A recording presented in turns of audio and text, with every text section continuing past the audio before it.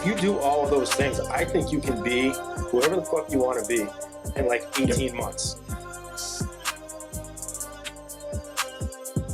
Hey guys, welcome back to Be the Standard. I'm Denny Jamazzo, and as always, I'm here with my best friend and co-host, Mike Burns. What's up, brother? Hello. So today we're going to be basically recapping our entire year. We aired our first episode on February 6th, and here we are at the end of the year. Christmas is just a few days away. And what we're going to do is kind of just talk about our journey from February 6th to where we're at today, because a lot has happened, both personally and professionally, for both of us. And it's just been such an amazing ride that, we really want to share with you, because we have like what I consider to be a great following and, some fans out there, as weird as it sounds to say, as weird as it feels to say that. But it's really cool, and we appreciate your support. So we kind of want to share in this journey with you and kind of let you know what's going on now. I've had a lot of people reach out because we haven't recorded in about 5 weeks or so, 6 weeks. And basically that's just because we've been so busy. Mike's been away doing things with the military for different schools as he gets ready for a deployment. I've been traveling, doing speaking engagements as a result of the work we've been doing with Be the Standard. I've been able to do that.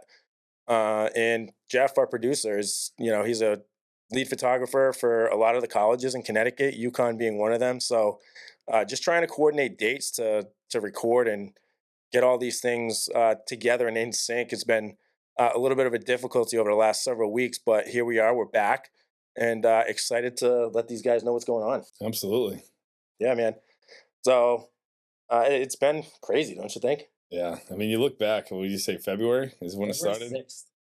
Here we are, December. What's the date today? 20th? 20th, yeah. Yeah, man, what a year. It's been wild, and we were just talking about right before we hopped on, and when you make it past episode 21, you're in the 1% of top podcasts. Yeah. And here we are. This is, I think, episode 35, 36, somewhere around there. And I'm just really proud of the stuff we've been able to do and the following we've built. Yeah. So how does it make you feel, like your first initial feeling right now, like knowing that you've done this for this long, for this year? I mean, you said 36, right? Yeah, 36, 37, yeah. And not even a full year, right? Yeah. And with a little bit of a break, because you had a lot of stuff going on, your travel, my travel, Jeff's travel. So yeah. So what's your feelings? How do you feel? Like a proud dad? Yeah, dude, it's crazy. And I posted something online and social media recently, and I was like, last year at this time, it was just an idea of just, and it started with, I'm going to get my story out. I'm going to start talking about things I've never really shared with anyone, let alone a broader audience. So that's how it all started. And then, my idea was to, I didn't want to go at this alone. So right away, the first person that popped in my head was you, right? Mm-hmm. Who else am I going to do this with? Who else thinks the way I do? Who else, wants to get out there and kill it the way I do?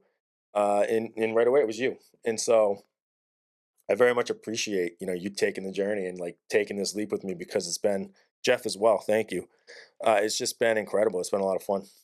Yeah, it's been quite the year. I mean, we got the team here, and people get to meet Jeff in a little bit here in another episode. I think we're going to interview Jeff, and can't wait to you guys to meet him, the guy that makes all this happen behind the scenes. But Denny's put so much work into this, so his passion has kind of brought us to this point, and I'm just happy to be along for the ride. So it's been a journey, and I can't wait to see it continue. Yeah, and it just speaks to, and it just came up in my head now, like what I say all the time is just take action, right?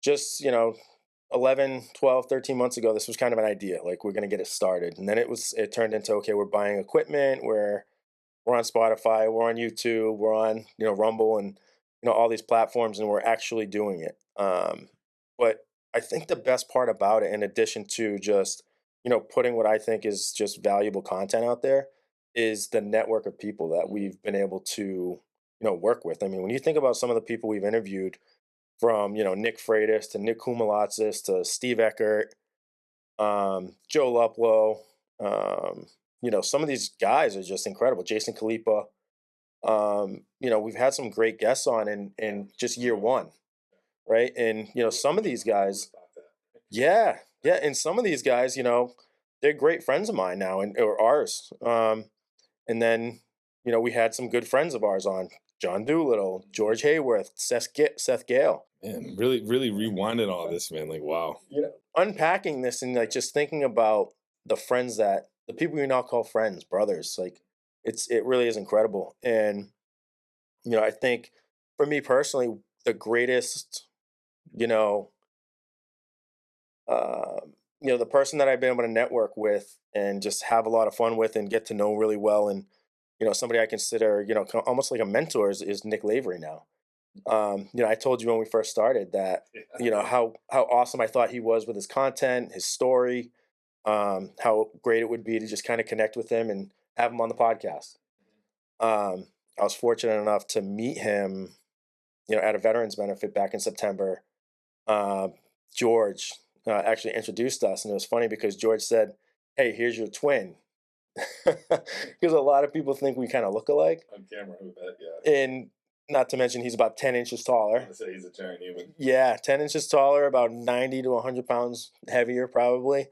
Um, but I met him at the veterans benefit, and we connected, and he thought it made sense for us to hop on a call and see what's what. And since then, I've joined his team of the Forge Team Machine as a subject matter expert in leadership, and his other business to business component of his company called Precision Components as an engagement speaker. So the expectation is that in 2025 we'll be working together doing speaking engagements, and um, it's just been such an awesome opportunity, just that couldn't have come without Be the Standard.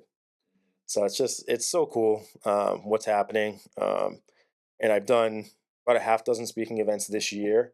And again, none of it would have happened if we didn't just take action. And that's something that I say in my social media posts. It's something I say just generally speaking, right? Yeah. Take action, even if you don't know where it's going to go, Yeah. right? Because I still don't know. We still don't know This is early, man. what's next, right? And I think that's part of the fun. What do you think? I just think I had to write this down. I want to forget because like people talk about this all the time on social media, right? Like manifesting your future, manifesting things in your life. And you were talking exactly about these things, right? I don't think you even expected it to go this far, this fast, and make the connections. Yeah, but you're talking, Nick Lavery, right? Like you definitely that was like your North Star. You were aiming for that, and boom, you guys met, and here you are. So I think it's cool. And who would have thought you get pulled right into the team and doing something? Did you ever see? All right, so let me ask you this: when you set out to do this, did you ever see that side road coming? Like you would be doing speaking engagements and coaching? I'll be honest with you, the last thing I wanted to do was be another online coach. I was like, there's so much of that I felt was just flooding the internet with just, okay, this guy's a coach and this guy's a coach. And, so I'll be honest, I had no interest in it whatsoever. But I did have I had great interest in meeting Nick and, you know, getting to know him and just kind of picking his brain about the things he was doing. I still didn't think that I had an interest in being any type of a coach, right? Mm-hmm. But when you meet somebody like Nick and you know that like he's just the real deal, right? Like there's no bullshit with him, there's no fluff. He's genuinely out there with, all the humility, all the resume to back up everything he's doing.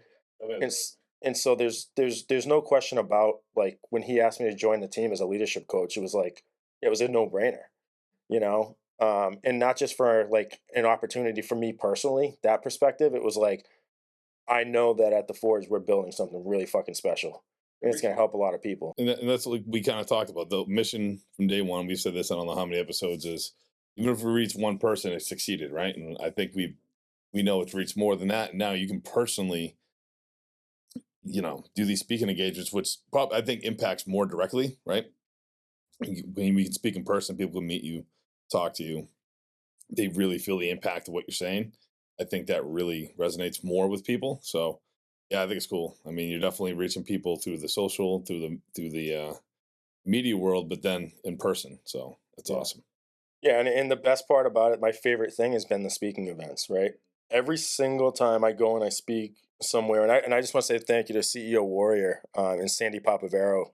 She's the director of sales over there. But, they've hired me to do 4 or 5 speaking engagements, and it's been incredible. Every time I get off the stage and I speak to, a different demographic of their clientele, I always have somebody being like, man, thank you for sharing that. Or like, I went through the same thing. And, I love that I can relate to it. And, stuff that like really touches your soul. And my goal when we started this was to eventually do something like that. But like you even pointed out, all this happened faster than I had ever expected. Yeah. But I think part of the reason for that is like, you have to do things the right way.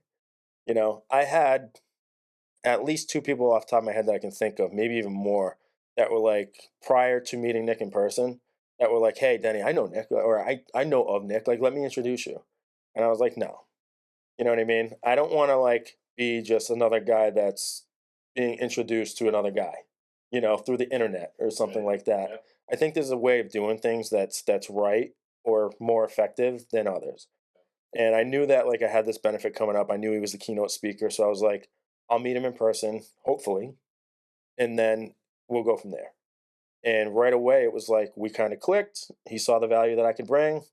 Let's come aboard and let's work together.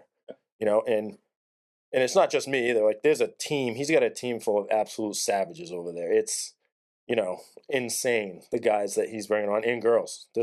These girls are fucking badass. Rebecca Rouse, there's Ben Monette, George Hayworth, who's been on the show. But just the whole team over there is studs, and everybody's just aligned with the same goal of just like helping as many people as possible, and we all help each other. It's really fucking cool to be a part of. I think it is real cool. I mean, I can't wait to see what that does. Is this officially started, or is this like, oh, it has? Okay. It officially launched. I think it was like I think it officially launched back in May.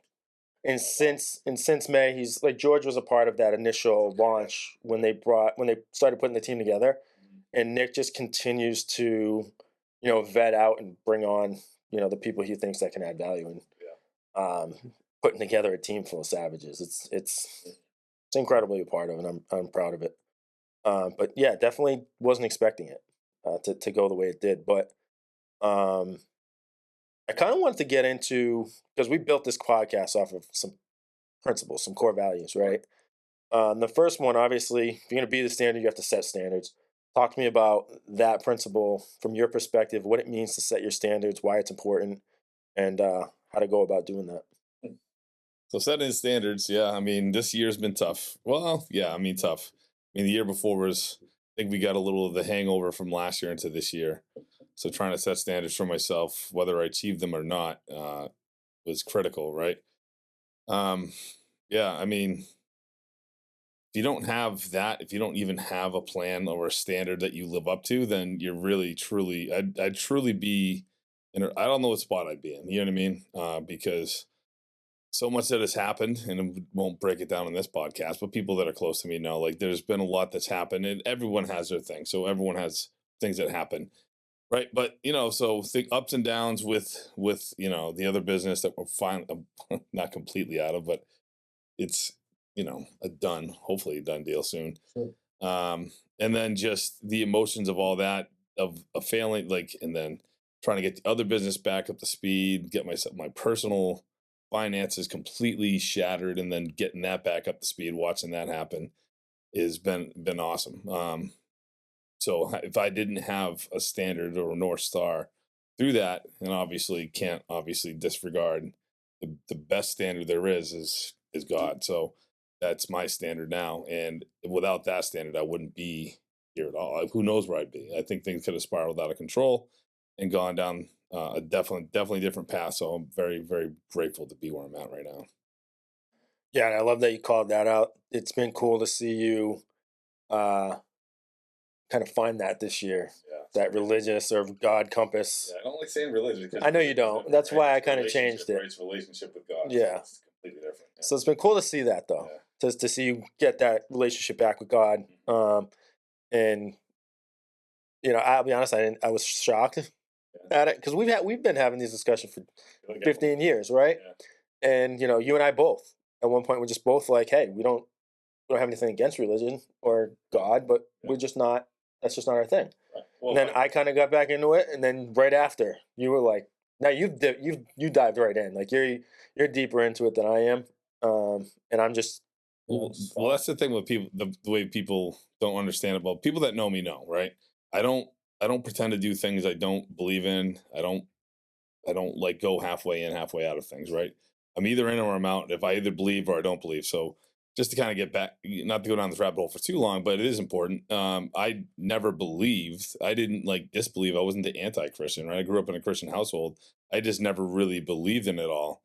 And if I believe God exists, of course I would, change my life. But and that's just not the way it works. Even though once you know that God is real and he exists and he's here, and he's here for you, you know what I mean? Like you don't. It's not like, oh man, I got to change all these things now. All the desires and things you were doing before just fall away. It's nuts. You know what I mean? Because before, when you're outside looking in, you're like, oh man, I can't be without these things, like these sinful, habits that you're just used to having. And then once you get in a true relationship with God, they just fall away. It just like the desire just is no longer there. It's not like, oh, I'm gonna stop doing this thing or stop doing this thing. It's like they're just no longer appealing. You know what I mean?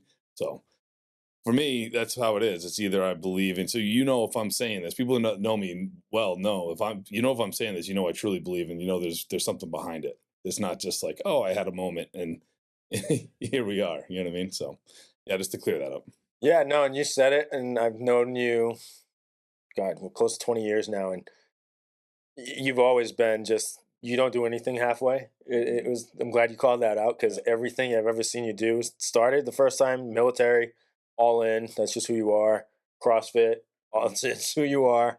Like you're in it. And, I'm very much the same way. And a lot of people accuse me of having like, an obsessive personality and, um, that sort of thing. It's just, if you're not going to go in at that capacity, then why bother? Yeah, exactly. That's how I see it. Like, and I want to be true to myself, right? I don't want to misrepresent myself to other people and pretend I'm something I'm not. So what you see is what you get. Yeah. For sure. I think I'm very much the same way. It's just, what you see is what you get, and you know, take what you like and leave what you don't. It's pretty simple. Yeah, no, thanks for kind of defining to you what it means to set standards. Now, the next thing is like creating habits. How important is that to make sure that you're kind of aligned with your goals by doing certain things, whether it's daily or weekly or whatever it is, but making sure that you're executing on all these things that you've kind of outlined for yourself to get to where you want to go. So, and again, 100% transparency. My habits have fallen off this year, right? And I almost feel like a hypocrite saying that, but not really, because you find your way back and you find getting them back, right? You get knocked off, and you just, but you have to have them. Like if you don't have habits, you don't have the standard you set, and then the habits to follow that, and you're truly just lost. So this, I've finally found my way back to you know a routine. I wouldn't say habits. I've always had the habits, right, but just not aligned. That makes sense. Yep. So now I'm finally getting those things back in order. And I can tell you, like, the right thing to do most of the time, and sometimes you don't do it. But that's what, really getting those things back in line. Because, like I said, we got a lot going on. Like the gym is crazy. The military is, ramping that up for next year. The fire department getting temporarily promoted. I might being promoted again. Like, it's just like, it's been a lot, but it's been fun. It's great. But you got to have those habits in line to make sure you don't get blown off your track and your standards. So Yeah, absolutely. And, I definitely wouldn't like, I don't get mad at myself when I fall off. I don't like, you know, get disappointed, when I miss a post here or miss a post there or forget to do this or that or, I think too much emphasis is placed on like being perfect around your routines or your habits or your goals or whatever. And I think a lot of times, like, and I'm hard on myself, like, you forget that you're just fucking human. Like, we're not perfect human beings here. Like, anybody who's like online telling you that, like, yeah, I never eat a bad meal, I never miss a workout, I always get perfect sleep, I always, do all these fucking things, and it's just a bunch of bullshit. And that's what people are selling nowadays, though. yeah, but the idea is like, do it like, and this is why I love working with Nick. The guy's got humility, and like, nobody's fucking perfect, and you're gonna slip up. Yeah. You know, So be prepared too. So like that's probably a better way to look at the habits and the standard, right? Talking about these principles you're talking about. Without them, you're gonna slip up from time to time, right? But if you don't even have those, it's like, all right, it's almost like this is I like this analogy or metaphor, however you say it. Like a lot of people used to say this to me because when we were overseas and we plan, I was a meticulous planner for the missions we do, and some people are like, "Oh man," they use that Mike Tyson quote, right? Like, "Hey, once you get punched in the face, like, was it, well, how's it go? I don't want to say it wrong. Everyone has a plan till they get punched in the face, right? And just like they say, no plan survives first contact, something like that, right? Okay, and I agree. Like, Yeah. but if you don't have a plan to adjust off of, then you're truly screwed. That's like with this, like, so you're gonna get knocked off your game. Something's gonna happen in life that's gonna knock you off, and if you don't have that plan, that standard, those habits already in place, you're really gonna, who knows where it'll take you, right? It's the same thing of having a plan, knowing that once life happens and punches you in the face, or something's gonna happen to that plan, you at least have that plan to adjust off of and get back to. Yeah, absolutely. And that leads us right into the third principle, which is the most important, is that you're executing. You execute and you do the things that you say you're going to do. And I don't even think we need to spend a ton of time there, because I think we know what that means, right? To execute, and why that's so important. It's just essentially keeping the promises you made to yourself and just doing exactly what you said you were going to do. People like so, But it goes back to taking action, right? That's it. Like I said, That's the word. 13 months ago, this podcast was a thought, an idea, and it was a scary process. And like to finally take the leap and actually do it, and actually put myself out there, and post a bunch of shit and have people be like, what's he doing? Because nobody knew who the fuck I was. Like, who is this guy? And then like you have friends and whoever, like, what does he think he is? Or and a lot of stuff like that gets back to you. And I say this all the time because it's so true. The people who are shooting their mouths off and have something to say about what you're doing are doing nothing, literally nothing. And that's the best part about it, is knowing that the people that are talking shit, the people that have the most to say, they're not people doing more than you. They're always people doing less. Well, that's why they're doing it. And most people, if they're calling you out on stuff, is because you're putting yourself out there. And most people are afraid to do that. Yeah. It's a very scary thing to have a podcast. I mean, who knows? This is out there forever. Like what we're saying is immortalized in the social media and the media out there forever. So it takes a lot of guts. You know what I mean? And to put yourself out there. And some people will never do that, and so they'll just project themselves onto you, being like, "Oh, what is Denny doing? What's Mike doing? Who do they think they are? What do they got?" You know what I mean? It's like, hey, we don't have anything. I'm telling you, we are who we are. We don't pretend to be anything more than we're not. Than we are, and then that's it. And the best part is too, like, when you think about it, when you hear the criticism, it's like you hear it like second or third hand, right? You don't hear it from the person, because they'll shoot their mouths off over here, but not to you. They know better. I've never cared about that stuff. No, I don't care about it, but I'm pointing out the fact that it exists. I don't give a shit what people say. Let them talk. So, but yeah, no, that's executing so crucial, and we know why. But the last one is also, I think, equally as important, and that's accountability. Because if you're not holding yourself accountable to those first three principles and you're not doing those things, then you're really not going to get anything accomplished. Right. And I said this at a speaking engagement, my last one, it was in Houston, and it was a room full of, I think, like 60 people. And I said, hey, every single day, find a fucking mirror, look in it, reassess, recalibrate. Did I get better today? Did I get worse today? Did I stay the same today? And all those answers are okay, because you can't possibly get better every single day. So that's just paramount, is holding yourself accountable to those things. Yeah. And the self accountability is awesome. And I think one thing that people overlook maybe is the outside accountability, right? Somebody that's kind of outside your circle, like so professional. You know what I'm saying? So that's kind of what you kind of do that now, right? Or am I wrong in saying that? Yeah. So, yeah, that's the idea behind the coaching, is to counsel people on leadership. Yeah. And that's kind of something I've not learned, I've known, right? And I've kind of finally got, because I was waiting for the right mentor to come around. Like I just didn't want to, like, because you got to pay. You pay attention to where your money goes, right? And so you really want to make sure, like I wanted to make sure I had a good mentor. And obviously, going back to what we're talking about, the pastor at my church, Pastor Derek Fry, just started Achilles leadership, right? And I was like, yep, went to the seminar. I was like, this is it for me. You know what I mean? The guy awesome leader, right? Not just as a He's a man of firefighter. God, the pastor. He's a pastor, man. He's just a pastor. Yeah. I don't. Yeah. Pastors can do other things. Oh man, they have a lot. They have a Just lot to saying. do. They have a lot to do. He does. They're the connect.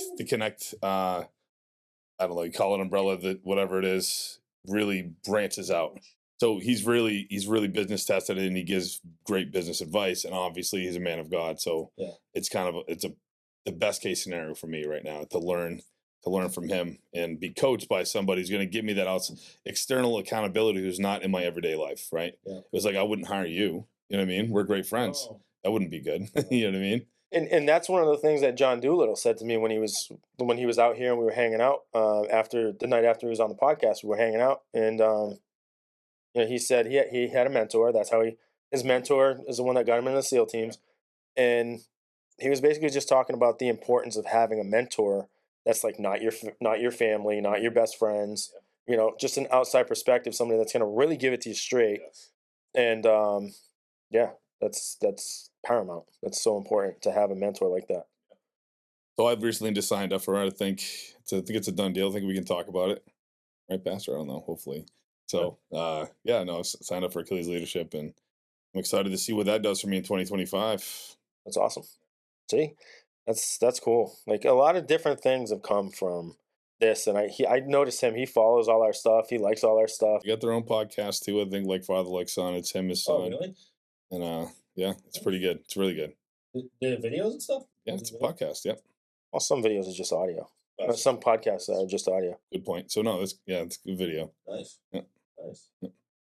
Yeah. So I mean, again, it's just been crazy this year, and recapping those 4 principles was something I wanted to do, and I think 2025 is going to be even better. I think early next year I'm heading out to California, LA, and I'm going to be going on a couple different podcasts that are I'm excited to be a part of. I'm fortunate that I was invited to be there. But yeah, and to see what happens with Team Machine. Me too. I can't wait to see what you do. Yeah, I'm really pumped for my first speaking engagement with Nick and the team. Really, just again, that team is just so cool. Do you guys go out as a team, or is it just like one of you at a certain spot? So I think there's going to be a bit of both. My understanding is that we'll go out as individuals as well, but I've seen just recently Nick's done a couple with a couple members of the team, so we'll see exactly how they go about that. But I'm not sure exactly, because I think the way it's going to work is that there's going to be a website, and you'll have all of the speakers on there, and it'll be almost like pick your flavor, right? Mm-hmm. Go through the website and decide this is Denny, this is his background, his bio, and they'll say, oh, we want Denny to come speak. So basically the client will decide who they want to come out, and so, but man, they're gonna have some awesome choices. That's the thing. Yeah. So I'm excited for it. I really am. It's really cool to be a part of. But awesome. Yeah. What's new for you? You're going somewhere. Yeah. We'll talk about that on the podcast, but operational security and all that. It's not secret squirrel stuff or anything. Just not appropriate to talk about. I said somewhere. Yeah. Yeah, but it's definitely different. Definitely a very different deployment than I've ever done. I mean, I haven't deployed since 2011. I mean, it was hot and heavy back then. It was like 2001, 2002 was stateside, then 3 and 4 was Gitmo, then 7, 8 in Baghdad, 10, 11 off Ghazni, and then boom, nothing for me. I was like, and it's not that I'm avoiding them. It's just the way it works, right? I don't seek out deployments, and I don't dodge them either. You know what I mean? So now I'm in a position where my unit's deploying, and it's just a completely different deployment. So I'm very excited to do something completely different than I've done. I'm at the point of my career. I'm on my time, been on my time for a long time now. I mean, been an E9 for 5 years now. So not that long. Yeah. Holy shit.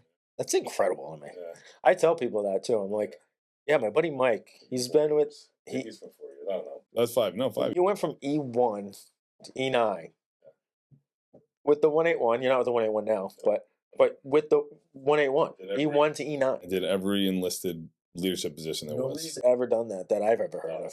Some people have. I'm not saying it's never been done. Yeah. I don't know anybody else. I've never even heard of anybody else doing it. Yeah, I got blessed and lucky to be able to stay in that battalion. It's not that I tried to. It's just the way it worked out, I do think I heard it one other time, like somewhere in like a Ranger battalion, some guy did it. Yeah. Actually, now that I look back, or think back, but yeah, that's pretty fucking cool. It's cool. Yeah.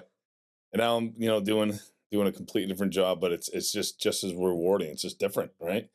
That's where I think I've never had a problem. My career is shifting. Like some people, like, oh man, they miss when you go from like platoon sergeant to first sergeant, they miss, or squad leader to platoon sergeant. Like I just look at the new set of challenges that come with that position, and then I lean in and enjoy it. You know what I mean? Mhm. So this new one's going to be a lot of fun because it's just something different, uncomfortable as always, right? Yeah. Because if you, like we talk about, if you're not uncomfortable, I don't think you're growing. So Yeah. this is a growth opportunity for me. Seek comfort in discomfort. Yeah. I like it. Yeah, so that's the big overarching thing. But getting the gym, the gym's doing good. I mean, got a great team over there. Just making sure they're good to go before I leave. Hopefully be promoted in the fire department before I leave. We'll see how that goes. Keep you updated. I don't know. Yeah, I mean, and then preparing Alini, and Bella for my, absence. Won't be gone long, but long enough for some people. Yeah.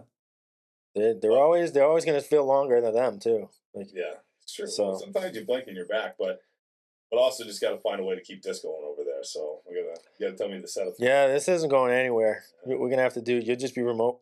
Just be 8 hours ahead. Just end that. We gotta figure that shit out. But yeah, no, we'll definitely keep it all going. But How about you? What do you got going on next year? just to see what happens with Team Machine, see what we can do with this podcast. My expectation is that by the fall or the end of the year, I'll publish my book. Really? Yeah. Yeah. You're that close. It's just about done. The writing part's just almost done. Probably another month or two, and then get right into all the things that go into publishing, which I'm not even sure what that looks like. I have a lot of resources to reach out to, and Nick's one of them. Just published one, right? Yeah, my buddy Seth Gale just published a book, Beyond the Shadows. Great book, actually. He's been a guest on the show if you want to check out his episode. But great guy, man. The kid really just is a grinder. He's been through hell and back, and fucking just doesn't stop, doesn't quit. Badass dude. Love him. So yeah, but yeah, so I have a lot of like resources available, and like how I'm going to go about editing, how I'm going to go about publishing. Just need to finish the writing part of it and get to where that needs to be. But it's just about there, probably, like I said, another month or two. So that my goal is to publish that. That close, that's awesome. Yeah, my goal is to publish that in 2025. I expect to do a lot more speaking engagements, especially with Team Machine. Pick up on the coaching stuff with the Forge, and then also, just keep grinding away at this podcast and try to connect with as many podcasters out there as well, and be more of a guest is kind of a goal of mine. To get out there and be more of a guest on podcasts and connect with networks more, and just continue to build these relationships, because that again, that's the most impressive part of what we've done, I think, is just the relationships and now the network we have. So that's my goal, is just to continue to grow that. I don't know why I got that wrong. I was just thinking about, like, it's now been E9 for 6 years in March. 6 years. Wow, isn't that crazy? That's crazy. Like, time just flies. It is. It is, man. I feel like I was in yesterday. Like no matter how much time goes by, it still feels like the military was just not long ago. Crazy. It's funny. I get breakfast with this guy. I don't want to say his name just because I don't know if he would want me to, but I get breakfast with this Vietnam vet every so often, like every couple months, and he says that about, like, hey, I feel like I was in Vietnam like last week, and this guy's in his 70s, so just it's crazy what that experience does to you. Like, just it makes you just not want to like let go of it. It's like right there always. Yeah. Well, it's just like, just when you were younger, especially when you were a teenager in your 20s, when older people had wisdom, I call it now, we have wisdom, we get older, tell you that it all flies by, and like they're not kidding. Like and you look back and it was like it was yesterday. So, Yep, absolutely. Absolutely. So we'll end with that. I think it was awesome to recap and kind of talk about, what things look like moving forward. And yeah, man, it's been a hell of a year. It's been a lot of fun. I appreciate you for doing this with me. Like I said, I couldn't have imagined doing it with anybody else. Yeah, thanks, brother. Appreciate it. And thank you guys again. Like, your support has just been incredible. It's been just such an incredible ride, and it wouldn't be as fun without like all the engagement from you guys with the comments on the post, with the likes and the follows and the subscribers. So thank you guys so much for your engagement and your support. It's incredible. So expect some more greater things, greater expectations in 2025, and we will see you then. Thank you.